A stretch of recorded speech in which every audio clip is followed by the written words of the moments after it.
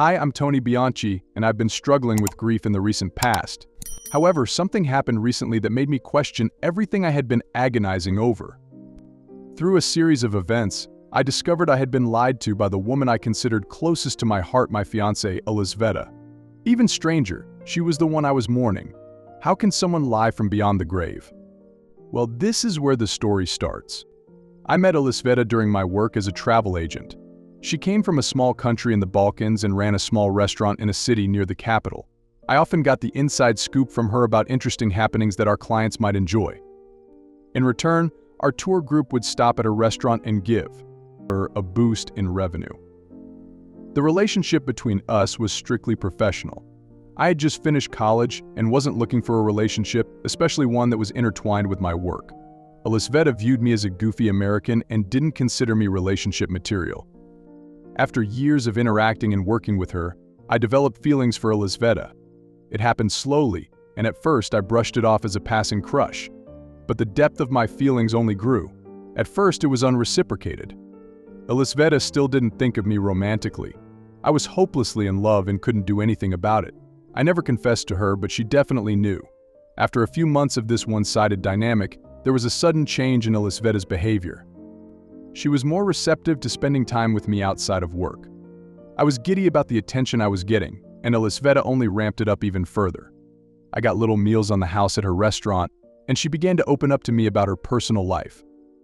Knowing what I know now, I shudder at the motive behind her sudden friendliness.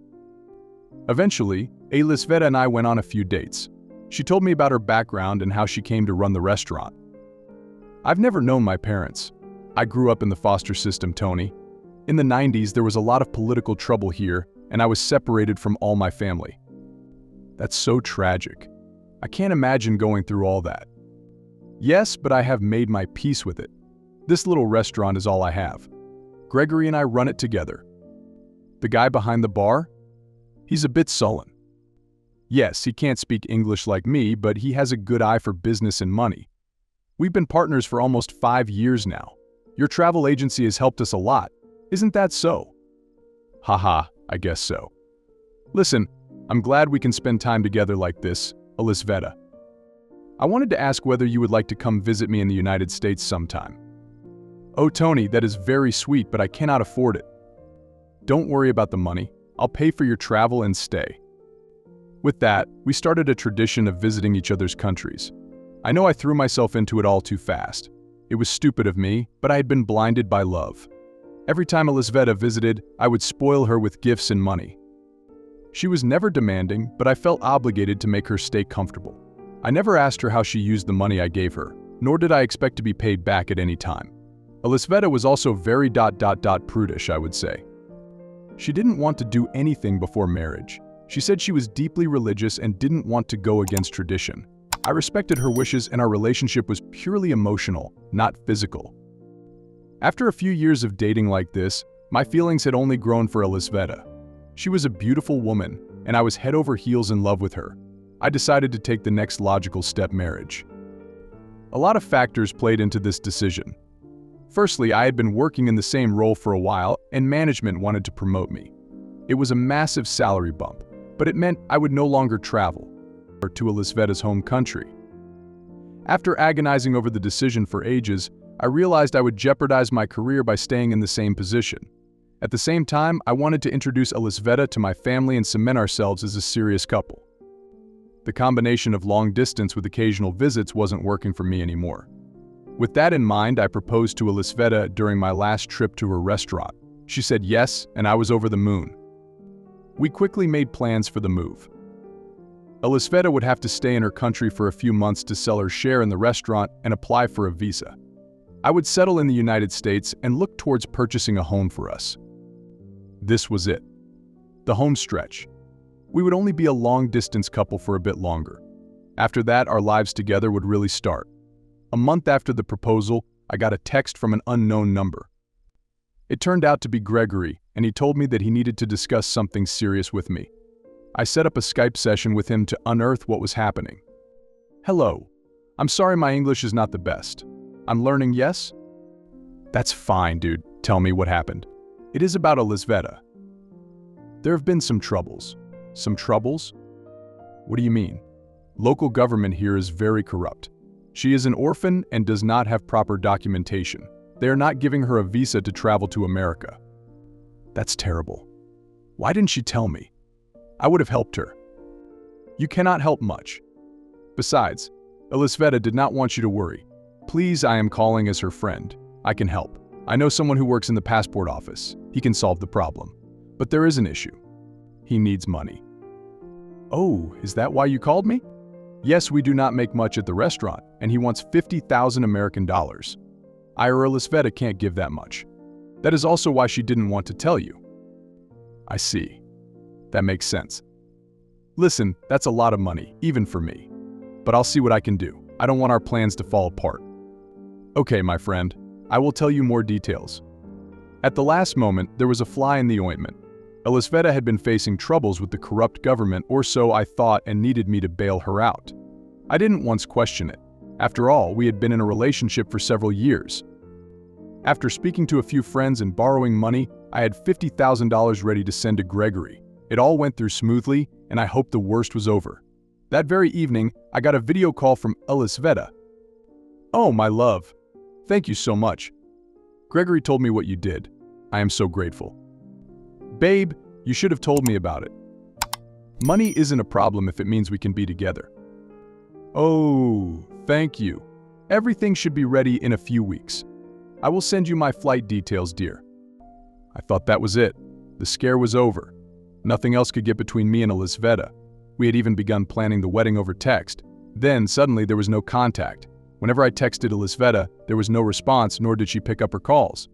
Increasingly worried, I texted Gregory, but he didn't pick up either. After 2 days of no communication from either of them, I considered flying over to figure out what had happened. I didn't have to because Gregory finally called me. What he said sent my whole world upside down. Tony, what happened? Is everything all right? Is Elisaveta all right, Tony? I don't know how to say this, my friend, but your Elisaveta, she has passed away. There was a road accident. It was all so sudden. I broke down in tears as Gregory consoled me. It was too much for me to bear. All I could think was that life was unfair. My beautiful fiancée had been taken from me so cruelly. I was invited to the funeral in her home country, but I was too emotionally distraught to travel. Gregory sent me pictures and stayed in touch for a while. Eventually, that too trailed off. So much of my life had been building up to this moment. Now, I was in a black hole of depression. I transferred to a remote position and moved to the countryside in Vermont. I bought a cabin with the money intended for our first house together and began to live in solitude. The only thing that got me out of bed was work. I needed something to distract myself, and my job was like opium to me. Instead of trying to move on and work on rebuilding my social life, all I did was work 24/7. For 3 months straight, I kept doing this. Working day in and day out, it was unhealthy, and I was losing touch with the few friends I had. I don't think I would have pulled myself out of it alone. But I wasn't alone. The truth about Elisaveta came to me in the strangest of ways. Here's where I'll tell you what happened. Elisaveta wasn't dead. I still marvel at the hundreds of little things that came together for me to discover that. I had thrown myself into work and cut off all my friends, but I kept one thing, my hobby of writing. I read somewhere that documenting my experiences in the relationship I had with Elisaveta would help me with the grieving process. In light of that, I started a blog that was equal parts a writing exercise and an online journal. Not many people followed it, but that didn't matter to me. It was a way for me to share my grief with the world and document everything I had lost.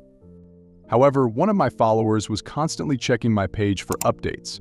He also commented asking strange questions about Elisaveta, such as her physical appearance, birthmarks, and her native dialect. I gave out bits and pieces of information but eventually stopped interacting with the account. I mean, who wouldn't? It felt like I had become the hyperfixation for some internet weirdo. I thought nothing of it until someone showed up at my doorstep. It was late in the evening and I had just finished work for the day. I thought that I was being mugged until the person introduced himself. He was a grizzled old man by the name of Vladimir. He told me he was the account that had asked me all those questions on my blog. Against my better judgment, I spoke with him through my front door. Listen here, I don't know who you are. It's a little creepy that you've managed to track me down. I don't know how you did it, but I suggest you leave before I call the cops. I don't think you will do that once I tell you why I am here. Please, I have been working on this for decades. Your blog was the final piece of the puzzle. What are you talking about? What puzzle? The whereabouts of my daughter, Elisveta? After he said that, you could hear a pin drop. I thought of all the possibilities inviting a stranger into my home could entail, and I decided I needed to know what he meant. Come in. Let's talk. Vladimir told me about his backstory. He had been a prominent political leader in Elisveta's country in the late 80s. When the Iron Curtain fell, there was a lot of civil unrest in the country. He had been away on a work trip when a riot occurred in his hometown. His wife, Bela, had been killed in the violence, and his daughter, Elisveta, was missing. Despite the danger of staying in his country, Vladimir tried his best to try and find his daughter, but to no avail. Seeing no other choice, he eventually emigrated to the United States as a refugee. Although he remarried and has other children now, the mystery of his daughter's life still hung over his head. It was sheer luck that Vladimir also liked to write. It was sheer luck that he wrote on WordPress, the same website I had my blog on. With all those things coming together, Vladimir decided to chance it. He wanted to know whether the person I had a relationship with was his daughter. It wasn't just the name that caught his eye, but the other small details I provided. That was the first step towards finding out the truth about Elisveta. We sure looked like a weird combo. A young American who worked in tourism and a 50-something Eastern European who had been through the ringer of politics. Vladimir and I exchanged information, and he told me he was staying in a hotel in town. I decided to go over and meet him after collecting all the pictures I had of Elisveta. After a week of painfully collecting all my memories with my fiancée, I went over to see her possible father. Even as I was sifting through the images, I felt like there was a family resemblance of some kind. Maybe it was just my eye playing tricks on me, or it was the truth about Elisveta's past. Even if she was no longer alive, I felt emotionally invested in helping Vladimir. It was my mission to find out whether he was really the father of my deceased fiancée. In some twisted way, it was going to be closure. When I met Vladimir and showed him the pictures, he had a strong emotional reaction. Although it was impossible to confirm without a DNA test, Vladimir said Elisveta looked like his missing daughter. This seems so cruel, my friend.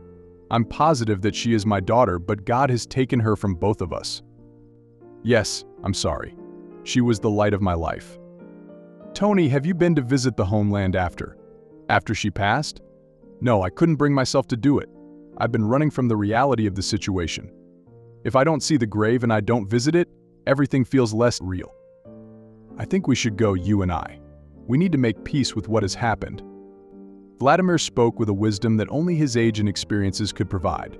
I didn't accept the offer of visiting his home country immediately, but I stayed in touch with him. After another month of working like a dog, I realized something needed to change. I was trying to avoid confronting the reality of Elisveta's death. Maybe, just maybe, the visit from Vladimir was a sign from the universe that I needed to face what I had lost. I called Vladimir and told him that I wanted to go back and visit Elisveta's grave. He was glad I came around to it, although he told me in his gruff accent that he would have probably gone without me. I left my cabin for the first time in months and went to Long Island, where Vladimir lived with his family. Despite the strangeness of our friendship, I was treated with a lot of hospitality and respect at his house, and we began to appreciate each other as real friends. After booking our tickets, Vladimir and I were all set to travel to Europe and discover the truth about Elisveta, my beloved fiancé, and his beloved daughter. Up until now, everything I've written about has been pretty run-of-the-mill. Tragic, yes, magical as well when it comes to how Vlad and I met. But it hasn't been disturbing. After taking off from the United States, things really went off track. We didn't immediately go to Elisveta's restaurant. Instead, Vladimir wanted to reconnect with his old friends and people he had left behind. So we spent some time in the country's capital and spoke to a few of his friends. Most of them were surprised to see Vladimir alive. A few were skeptical about our journey and wondered whether the Elisveta I knew was the same as Vladimir's daughter. I don't blame them, since even we knew it was a shot in the dark. However, even if the truth about her parentage was dubious, I was still steeling myself to come to terms with the fact that the woman I loved had passed away. After our work in the capital was finished, Vladimir and I drove to the city where Elisveta used to stay. There was only one church there, and Vladimir and I visited her grave. However, nobody was buried there by her name. Vladimir spoke to a few of the parishioners there and got the number of the priest. We got him on call and provided the details of Elisveta's death. To our surprise, he said nothing like that had happened. However, if we were referring to the restaurant owner, she was still alive and well. However, she had left on vacation just a few days prior. Vladimir and I went back to our hotel rooms feeling confused and worried. I had a knot in my stomach thinking about what the priest had said.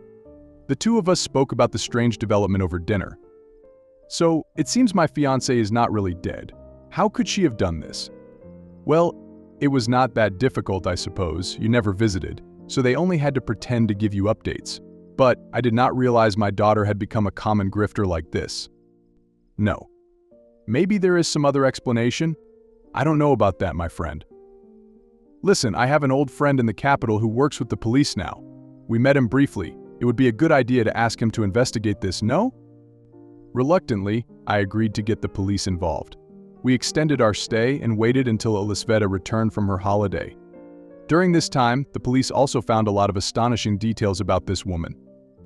Apparently, someone matching her appearance had been involved in scams across the country, usually associated with a gruff man with a beard. Suspiciously, that description was very similar to Gregory's. I hated to admit it, but it seems like I was also a victim of one of those scams. It was remarkable to me that two people could be so heartless. Something unanswered was Vladimir's connection with all this. Was it merely a coincidence that an orphaned Elisaveta had come into my life? Well, no. Vladimir's connection with the police was a man named Alexei. He was the chief of police and had lived through the political turmoil of the 90s. After poring over the various aliases that Elisaveta had used, he realized that all of them were the names of children and teenagers who'd gone missing from the exact town Vladimir was from. Whoever this mystery woman was, she still had some connection with my friend's real daughter. Because of that, I was determined to see the whole story through.